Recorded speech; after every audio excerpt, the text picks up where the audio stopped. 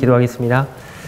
진실하신 하나님 참 감사합니다. 오늘 이 아침에도 저희에게 이 기쁜 날 또 맑은 날을 허락하여 주셔서 하나님께 찬양과 또 하나님의 말씀을 듣고 함께 나누고 그것을 가지고 또 기도하고 나아가 우리 속도원들에게 우리 사랑하는 성도들에게 함께 나눌 수 있는 은혜 주심을 감사합니다.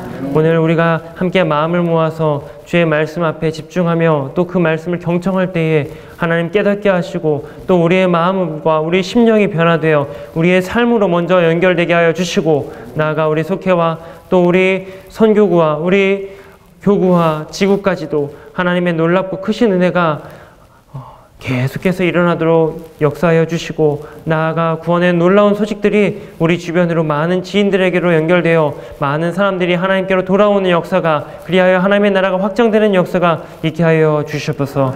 예수님의 이름으로 기도했습니다. 아멘. 자, 오늘 함께 보실 하나님의 말씀은 사무엘상 17장 41절에서 49절 말씀입니다. 사무엘상 17장 41절에서 49절 말씀. 제가 가지고 있는 성경책은 438페이지쯤 있습니다. 438페이지. 사무엘상 17장 41절에서 49절입니다.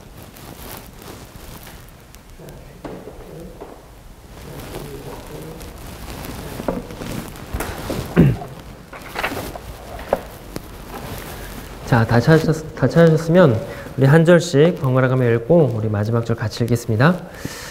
블레셋 사람이 방패든 사람을 앞세우고 다윗에게로 점점 가까이 나아가니라.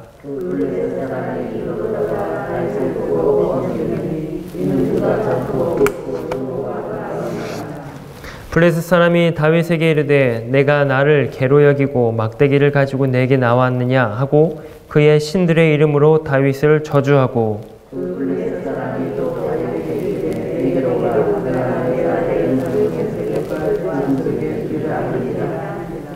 다윗이 블레셋 사람에게 이르되 너는 칼과 창과 단창으로 내게 나아오거니와 나는 만군의 여호와의 이름 곧 내가 모욕하는 이스라엘 군대의 하나님의 이름으로 내게 나아가노라.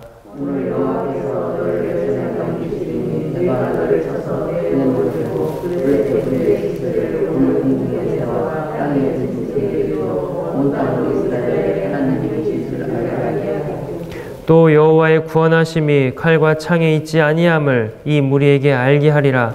전쟁은 여호와께 속한 것인즉 그가 너희를 우리 손에 넘기시리라.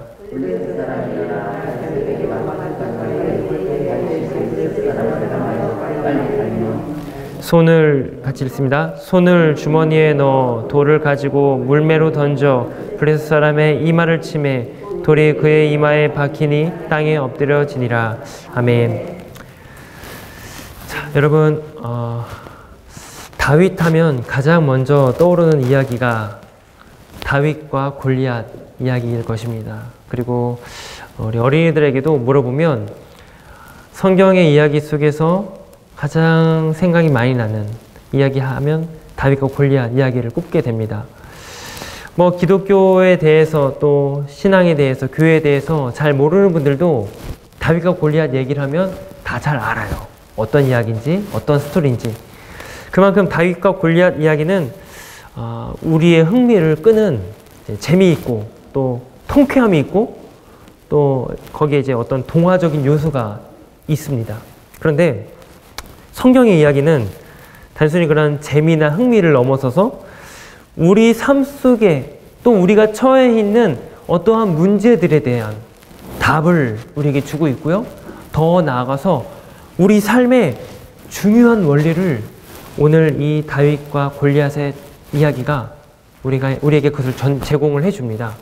그래서 오늘 이 사무엘상 17장의 이제 전반적인 스토리를 짧게 나누면서 과연 하나님께서 우리 각자에게 마치 다윗처럼 이 세상에 놓여진 우리 성도들이 어떻게 이 골리앗 앞에 서야 될지, 어떠한 태도와 자세를 가지고 우리의 걸음을 걸어가야 할지를 주시는 말씀을 함께 좀 나누도록 하겠습니다. 사무엘상 17장은 이렇게 시작이 됩니다. 블레셋이 이스라엘과 전쟁을 하기 위해서 이제 이스라엘 가까이 옵니다. 그 지역이 성경에 나오는데 엘라 골짜기라고 돼 있어요. 엘라 골짜기를 사이에 두고 이스라엘과 블레셋이 이제 전열을 벌여놓고 있는 상태입니다. 특히 블레셋 지역의 진영에서는요, 이 골리앗이라고 하는 어마어마한 장군이 17장을 시작하면서 소개가 돼요. 어떤 사람인지를 이렇게 성경에서 소개를 하는데, 딱 이것만 보더라도 우리는 느낌이 들어요. 이 전쟁이 결코 쉬운 전쟁이 아니겠구나. 이 골리앗이라고 하는 이 장군을 우리가 이 백성들이 어떻게 맞이해서 어떻게 이와 싸워야 될지 정말 고민이 되는 이런 문제에 이제 처음부터 시작이 된다, 그런 말이죠. 그리고 전쟁을 하게 되는데 전면전을 벌이는, 그러니까 모든 군사들이 이스라엘 쪽이든지 블레셋 쪽이든지 다 달라붙어가지고 싸우는 전쟁을 하지 않고, 고대 시대에는 이런 전쟁을 많이 했습니다. 대표들이 나와요. 각 진영에서. 블레셋 쪽에서 대표가 나오고 이스라엘 쪽에서 대표가 나와서 1대1로 전쟁을 합니다. 1대1로 싸움을 해요. 싸움을 해서 이기는 사람 쪽의 편이 승리를 하게 되는 거예요. 그게 자연스러운 이 고대 시대의 전쟁이었습니다. 자, 그러면 블레셋 대표로 나온 자가 누구죠? 골리앗입니다. 골리앗. 그런데 이스라엘 쪽에서 대표로 나온 사람은 다윗으로 알고 있지만 사실 처음에는 다윗이 아니었죠. 나갈 사람이 없었습니다.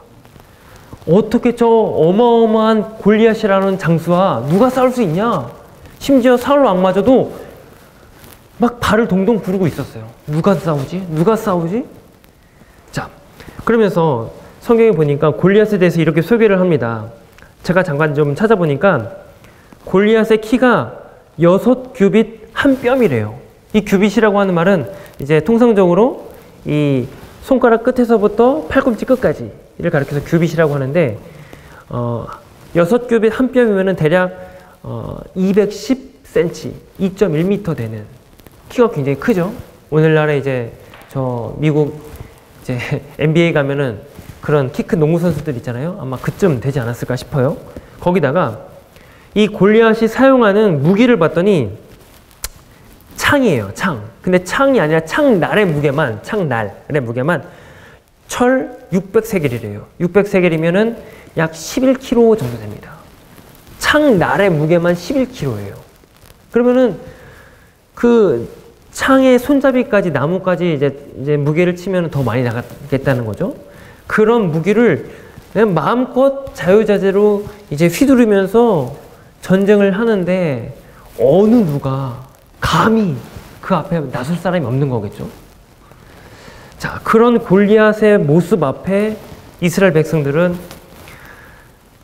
오들오들 떨면서 감히 저 사람과 대결할 자가 누가 있을까? 이러면서 위협당하고 그렇게 움츠려진 모습 속에 오늘 성경이 그런 내용을 그려내고 있습니다. 그러니까 성경은 시작서부터 이스라엘과 이 블레셋 간의 양 진영에 대비되는 모습을 이렇게 보여주고 있는 거예요. 이미 전쟁의 판도는 끝이 났다는 거죠. 블레셋 쪽으로 기울었다는 얘기가 됩니다. 자, 그렇게 암울하게 사무엘상 17장이 시작이 되는데 더욱이 이 기울어진 판도를 확실하게 그려내는 그림이 등장을 합니다. 그게 뭐냐면 다윗이 등장을 해요.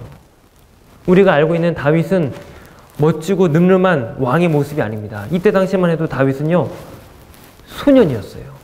성경의 표현대로는요, 막내는 사실상 사람 취급을 받지 않았습니다. 이스라엘 사람들에게 그런 인식 속에 막내는 그냥 우리 식으로 얘기하면은 죄송합니다, 깍두기 그런 정도였어요. 그 정도의 이 다윗이 오늘 본문에 등장하는데 왜 등장을 하는가 봤더니 아버지의 심부름으로 왔어요. 다윗아, 저기 형들 지금 전쟁에 나가 있는데 먹을 거를 좀 준비해서 가져가렴. 그래서 다윗이 양을 치다가 말고 아버지 심부름으로 그거를 가지고 전장까지 이렇게 오게 된 거예요. 그러니까 그것을 성경이 소개한 이유가 뭐냐면 보잘것없는 다윗의 등장으로 하여금 지금 어마어마하고 거대한 이 블레셋 장수 골리앗과 대비를 시키는 겁니다. 더군다나 이스라엘은 그 앞에 움츠러들고 쫄고 있고, 거기다가 다윗이 등장을 해서 이 쫄래쫄래 이렇게 이 간식 가방 가지고 온 것처럼 그런 모습을 이 성경이 그려내고 있어요. 자, 그런데 우리가 여기서 놓치지 말아야 될 중요한 초점이 하나 있습니다. 그게 뭐냐면, 오늘 본문에서 다윗의 등장은 심부름하는 사람, 심부름하는 자로 등장을 하지만 여기에는 이중적인 메시지가 있어요. 여러분 생각해 보세요. 보통 심부름한다는 것은요, 중요한 일입니까? 중요하지 않은 일입니까? 심부름하는 일은 심부름 시키는 쪽이 나아요? 심부름하는 쪽이 나아요? 인간적인 마음에서 심부름을 시키는 게 낫죠. 근데 심부름을 한다는 것은 그러니까 중요한 일이 별로 아니에요. 중요한 일이 아니고 심부름하는 자도 그렇게 주목받지 못한 그런 사람이란 말이죠. 그런데요, 사실은 그것이 다윗이 일평생 살아냈던 일이었어요. 뭐냐면 심부름하는 자였다는 거죠. 심부름하는 자. 그게 다윗의 위치였습니다. 물론 왕이 돼서 이 나라의 이제 원수가 되고 통수권자가 되긴 하지만 일평생 다윗은 이 자기의 위치를, 자기의 자리를 놓치지 않았습니다. 누구께 심부름하는 자일까요? 하나님께 심부름하는 자. 하나님께서 시키시는 일을 심부름하는 자로 다윗은 일평생을 살아갑니다. 그래서 세상으로부터 받는, 백성들로부터 받는 영광과 박수와 칭송은 다 누구께 올려드리냐면 하나님께 올려드려요. 그저 자기는 하나님 곁에서 심부름하는 자로 그 위치에서 일생을 살아냅니다. 이게 굉장히 중요한 시선이에요. 사실 이스라엘에 보이는 왕을 세우신 이유는 바로 이것 때문입니다. 하나님께서 왕을 세워달라고 하니까 백성들이 왕을 세워달라고 하니까 왕을 세워주세요. 근데 진짜 왕은 사실 누구죠? 하나님이세요. 하나님이시니까 세워진 왕은 하나님 곁에서 하나님이 말씀하시고 명령하시는 것을 따라서 전달하고 또 심부름하는 역할로 왕이 세워졌습니다. 사울 같은 경우도 한번 보세요. 사울도 처음에 등장이 어땠는지 기억하십니까? 아버지의 심부름으로 잃어버린 암나귀들을 찾으러 떠났어요. 그게 사울의 등장입니다. 그렇게 해서 누굴 만나냐면 사무엘을 만나요. 어때요? 심부름하는 자로 등장을 하죠. 근데 이게 일생을 가질 못합니다. 왕이 되고 나서부터는 사울의 인식이 달라져요. 마치 자기가 진짜인 양, 진짜 왕인 양 착각을 해버립니다. 그때부터는 하나님을 인정하지 않아요. 영광, 칭송 자기가 받아야 돼요. 다윗이 자기보다 더 높아지는 걸 보니까 질투를 하고 일평생 다윗을 죽이려고 쫓아다니죠. 그게 심부름으로 시작한 인생이지만 끝까지 가질 못합니다. 그래서 신앙은 항상 끝까지가 중요해요. 끝까지. 헌신도 끝까지. 봉사도 끝까지. 섬김도 끝까지. 다 끝까지 우리가 하나님 앞에 서 있는 이 신앙의 자세가 바로 여러분들의 모습이 되시기를 바랍니다. 자, 인간은요, 저마다 늘 주인공의 자리에서 주목받기를 원해요. 심부름을 시키면 시켰지 심부름하는 걸 원치 않아요. 그래서 늘 자기가 주인이 되어가지고 자기가 싸우고 자기가 책임지고 자기의 의지와 계획 가지고 막 뭐든지를 다 하려고 하는, 그러니까 그 인생이 피곤하겠죠. 자기가 책임져야 되니까, 자기가 뭔가를 다 해야 되니까 얼마나 피곤해요. 근데 반면에 심부름하는 자는 어떨까요? 심부름하는 자는 피곤한 게 없어요. 왜냐하면 위에서 시키는 것만 하면 되거든요. 하나님이 명령하시면 그것만 하면 돼요. 하나님 이거 가지고 가라. 그럼 가면 되고, 와라. 오면 되고, 멈춰라. 멈추면 되고. 얼마나 쉬워요. 근데 왕이 된 자기가 마치 심부름을 시키는 주인의 자리에 서게 되면 그 인생이 너무도 피곤합니다. 자, 다윗은 머릿속으로 늘 하나님을 주인으로, 왕으로 인정을 하면서 살아갔어요. 자, 여러분 한번 생각해 보세요. 지금 이 17장의 현장은 블레셋과 이스라엘이 이제 창과 칼을 막 부딪히면서 피가 막 난자한 그런 전쟁의 이 현장이 됩니다. 다윗이 형들에게 갖다 줄, 여기 보니까 볶은 곡식과 떡과 치즈를 가지고 아버지 이새가 명령한 대로 전쟁터에 가져가요. 아버지 이새가 명령한 대로. 진짜 굉장히 우스꽝스러운 모습 같지만 사실은 오늘 본문의 초점이 바로 거기에 있습니다. 심부름하는 자. 심부름하는 자. 자, 그래서 다윗이 이제 전쟁터로 갑니다. 가봤더니 이스라엘 군대가 말이 아니에요. 골리앗 저 어마어마한 이 장수 앞에 이 이스라엘 백성들이 왕서부터 모든 백성 군사들이 다 벌벌 떨고 있는 거예요. 이를 어쩌지? 이를 어쩌지? 그 모습을 다윗이 봅니다. 자, 그러면서 이런 얘기를 합니다. 26절을 보니까 제가 좀 읽어드릴게요. 다윗이 곁에 서 있는 사람들에게 말하여 이르되 이 블레셋 사람을 죽여 이스라엘의 치욕을 제거하는 사람에게는 어떠한 대우를 하겠느냐?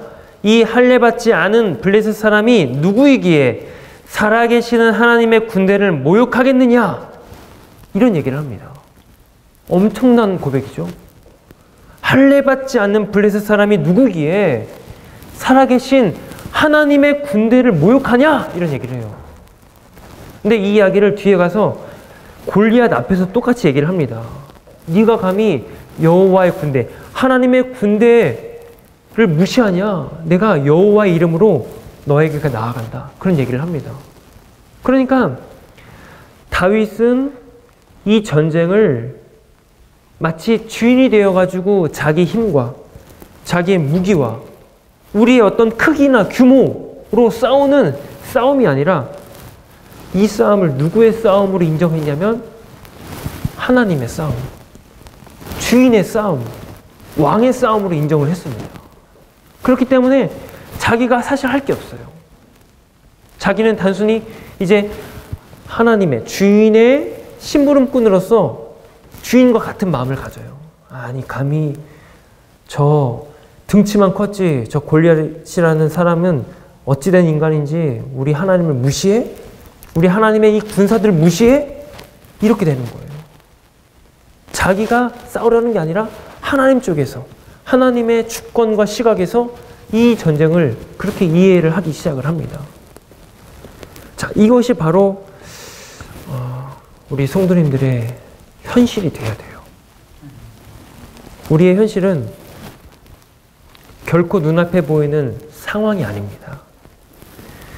뭔가 우리를 가로막고 서 있고 답답하고 마치 여기 나오는 무시무시한 골리앗과 같은 것이 우리의 현실이 아니에요. 우리의 현실은 바로 하나님이십니다. 하나님이 바로 우리의 현실이에요. 그래서 그 현실 앞에 우리가 무서워할 줄 알고 두려워할 줄 알고 경외할 줄 알고 때로는 기뻐하고 감사할 줄 알고 이게 바로 우리 성도들의 삶이어야 될 줄로 믿습니다. 성경은 그것을 가지고 뭐라고 얘기하냐면요. 믿음이라고 얘기를 합니다. 믿음. 자, 그렇게 될 때 우리는 진정 하나님의 심부름꾼이 될 줄로 믿습니다.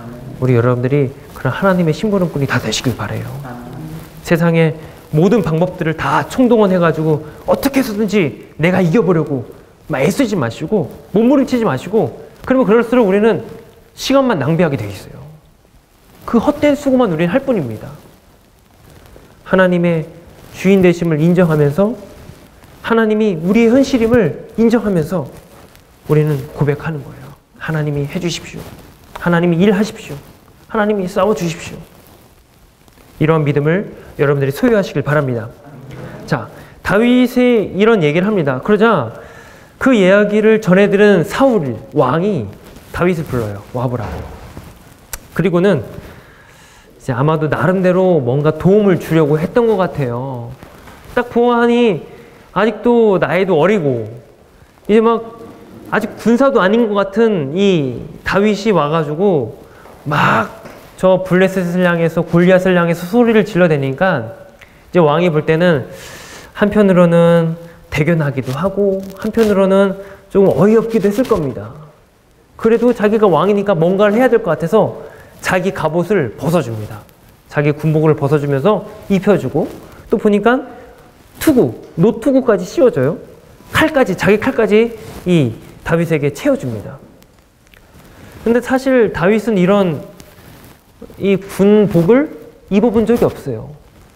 다윗은 늘 이 양을 치면서 목자가 되어가지고 막대기나 들고 다니고 그렇게만 했을 뿐이지 이런 군복을 입어본 적이 없습니다. 그런데 한번 생각해 보세요. 이스라엘의 군인으로서 왕의 군복을 입는다. 영광스러울까요? 안 영광스러울까요? 당연히 영광스러운 일입니다. 게다가 왕의 무기를 잡았어요. 이거는 쉬운 일이 아닙니다. 엄청난 일이에요. 자, 그런데 다윗은 그런 차림을 자기는 용납하지 못해요. 용납하지 못하는 걸 떠나서 입어본 적이 없어요. 너무 불편한 거예요. 그래서 다윗은 왕의 호의를 정중하게 거절을 합니다. 투구를 벗고 칼을 다시 내어드리고 갑옷을 벗어 내어놓습니다. 그리고는 자기가 늘 익숙하게 들고 다녔던 막대기, 양치는 막대기, 그리고 물매를 가지고 나아갑니다. 그리고는 시냇가로 가서 매끄러운 돌을 5개를 골라요. 물맷돌로 쓸 이 돌을 고릅니다. 근데 여기서 한번 상상을 해보세요. 시내로 가서 이제 저 앞에 골리앗이 자기를 지켜보고 있고 시내로 가서 이제 매끈한 돌 5개를 주우려고 하면 보통 돌을 주우려면 어떤 모션을 취합니까? 어떤 포즈를 취해요? 그냥 서서 돌을 이렇게 고릅니까? 그러지 않죠. 허리를 구부리고 무릎을 꿇고 돌을 골라야 돼요. 근데 저 앞에는 어마어마한 장수 골리앗이 서 있어요. 과연 어떤 용기로 대담함으로 이런 행동을 했을까요? 그러니까 다윗은 골리앗이 현실이 아니에요. 골리앗이 무서운 게 아니에요. 자기는 그 앞에 가서 시냇가에서 돌을 5개를 주워요. 무릎을 꿇고. 성경에 나와 있지 않지만 이 무릎을 꿇는 행위가 사실 굉장히 의미가 있습니다.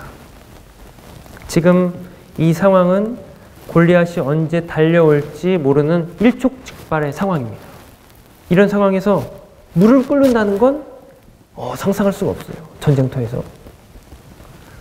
자, 보통 무릎을 꿇었을 때는 이 사방이 주시를 못합니다. 무방비 상태란 말이죠. 게다가 주변 상황도 못 보니까 달려오는 적도 자기가 막을 수가 없는 거죠. 그렇다 할지라도 다윗은 무릎을 꿇고 돌을 주어요. 5개를 줍습니다. 이 모습을 이제 골리앗이 봤던 것 같아요. 자기가 봐도 얼마나 어이없는지 이런 얘기를 합니다. 골리앗이 야, 네가 나를 개로 여기냐? 이렇게 얘기를 해요.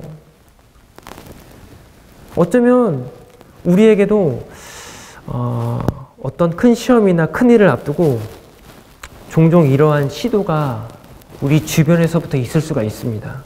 주변 사람들이 같이 걱정을 해주면서 우리를 돕겠다면서 막 갑옷도 갖다 주고 장비나 무기도 갖다 주면서 야, 이거 들고 싸우면 돼. 도와줄게. 격려와 조언도 해줘요. 어떻게 하면 돼. 충고도 해줍니다. 근데요, 우리는 또 그 귀에 그 조언에 귀를 기울이면서 그들이 하라는 대로 한번 해봐요. 근데 그들의 말처럼 잘 될까요? 안 될까요? 잘 안 돼요. 저 사람들이 말이 맞는 것 같은데 하니까 잘 안 돼요. 자, 이게 뭐냐면 우리 인간적인 방식이라는 거죠. 우리가 하는 일만큼이나 그 일을 진행하는 방식도 중요합니다. 다윗은 사울의 갑옷을 이제 벗어 던졌어요. 그리고 물매랑 막대기만 들고 시냇가에서 무릎을 꿇고 돌을 펴서요. 이 다윗의 모습은 얼마나 중요하냐면 바로 이런 겁니다. 우리는 그저 관습적으로 남들을 따라 살 것인가? 아니면 무릎을 꿇을 것인가? 이 문제예요. 나는 그저 별 볼 일 없는 세상의 그런 방식을 거기에 기대고 의지하며 살 것인가? 아니면 전능하신 하나님, 우리를 구원하신 예수 그리스도께 내 인생을 맡기며 그 앞에 무릎을 꿇고 살 것인가? 이 중요한 차이가 있다라는 사실이죠. 여러분들은 어떤 것을 선택하시겠습니까? 그런 골리앗 앞에 서서 지금 나를 계속해서 주시하고 있어요. 언제 나에게 들이닥쳐 올지 모릅니다. 그런 현실 속에서 여러분들은 어떤 선택을 하시겠습니까? 세상의 방법 가지고 싸울 겁니까? 아니면 무릎을 꿇고 하나님께 엎드릴 겁니까? 여러분의 현실이 어떤 것인지에 따라 여러분들의 결정은 또 달라지게 되겠죠. 아까도 말씀드렸지만 우리의 현실은 결코 이 땅에 눈에 보이는 상황이 아니에요. 우리의 절대 현실은 하나님입니다. 그 하나님 앞에 여러분들이 무릎을 꿇고 간구하고 오늘도 주께서 나를 향해 나를 대신해서 싸워 주십시오. 저는 그 곁에 심부름꾼으로 서 있겠습니다. 이것을 여러분들이 고백하고 믿음으로 결단하고 그렇게 살아가셨으면 좋겠습니다. 오늘 이 다윗과 골리앗의 이야기를 통해서 우리는 이 다윗의 믿음을 보게 돼요. 그 용맹함을 봅니다. 이것은 결코 다윗이 만들어낼 수 있었던 게 아니에요. 다윗이 지금까지 목동으로서 이 들판에서 이 양떼를 치면서 얼마나 많은 위협들이 있었습니까? 사나운 맹수들이 곰이든지 사자든지 양을 물어갈 때, 이 공격해 올 땐 이 다윗이 어떻게 했을까요? 물론 물매를 돌리긴 했겠죠. 근데 그때마다 무엇을 했을까 생각을 해보면 하나님께 기도를 했을 거예요. 하나님, 저 앞에 보이는 맹수, 나보다 몸집도 크고 무서운 야생짐승인데 저거 어떡하죠? 이런 기도가 하루하루 쌓이고 반복이 되고 하면서 지금 이 골리앗 앞에까지 서게 되는 다윗을 우리는 볼 수가 있게 되는 겁니다. 그래서 우리의 믿음과 신앙의 결단도 한 번이 아니에요. 한 번 했다고 끝이 아닙니다. 아까도 말씀드렸지만 끝까지 가야 돼요. 끝까지. 오늘도 하나님 앞에 엎드리고 내일도 주님을 찾고 내일 모레도 하나님의 은혜를 간구하면서 여러분들이 이렇게 정립되어지는 이 믿음의 과정을 여러분들이 보시게 될 것입니다. 그래서 다윗을 가리켜 이 성도로 자라나는 인생을 우리는 성경을 통해서 보게 돼요. 그래서 다윗도 왕으로서 물론 멋지고 또 여러 가지 많은 업무들을 다 감당하면서 승리를 했지만 다윗 하면 왕보다 하나님 앞에 성공한 성도, 하나님 앞에 성공한 인생이라고 볼 수가 있게 될 것입니다. 오늘도 이 말씀 앞에 여러분들이 다시금 새롭게 결단하시고 또 나아가서 우리 사랑하는 속도원들에게 또 주변의 많은 성도들에게 이것을 나누며 또 같이 고백하며 그러한 결단의 기회를 삼는 은혜가 여러분들에게 있게 되기를 주님의 이름으로 축원드립니다. 자, 우리 시간 기도하겠습니다. 사랑의 하나님 감사합니다. 오늘도 하나님께서 이 말씀을 통하여 하나님의 뜻을 찾게 하시고 또 과연 무엇을 우리가 하면서 살아가야 될지를 알게 하신 것 참으로 감사합니다. 하나님, 우리의 현실은 눈에 보이는 상황과 어떠한 모습이 아닙니다. 우리의 절대적인 현실은 하나님이십니다. 그 하나님을 바라보면서 하나님께 붙들려서 그리고 하나님의 그 말씀에 의하여 우리가 살아낼 수 있는 믿음을 허락하여 주시옵소서. 다윗이 어려서부터 양을 치면서 수많은 어려움과 우여곡절을 겪어왔겠지만 그 가운데서 끊임없이 하나님께 엎드리고 기도하는 이 연습이 단련이 되고 훈련이 되고 반복이 되어서 오늘 이 골리앗 앞에까지 서게 되었습니다.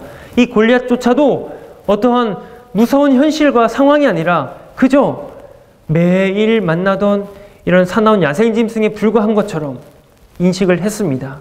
그래서 하나님께 엎드리고 무릎을 꿇고 하나님의 심부름꾼으로서 그 인식을 가졌을 때 하나님의 승리를 경험하고 보는 역사가 이 앞에 있었습니다.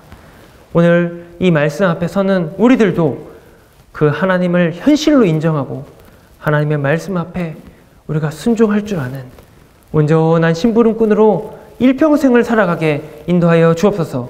예수님의 이름으로 기도하였습니다. 아멘. 하늘에 계신 우리 아버지여, 이름이 거룩히 여김을 받으시오며 나라의 마옵시며 뜻이 하늘에서 이루어진 것 같이 땅에서도 이루어지이다. 오늘날 우리에게 일용할 양식을 주옵시고 우리가 우리에게 죄 지은 자를 사하여 준 것 같이 우리 죄를 사하여 주옵시고 우리를 시험에 들게 하지 마옵시고 다만 악에서 구하옵소서. 대개 나라와 권세와 영광이 아버지께 영원히 있사옵나이다. 아멘.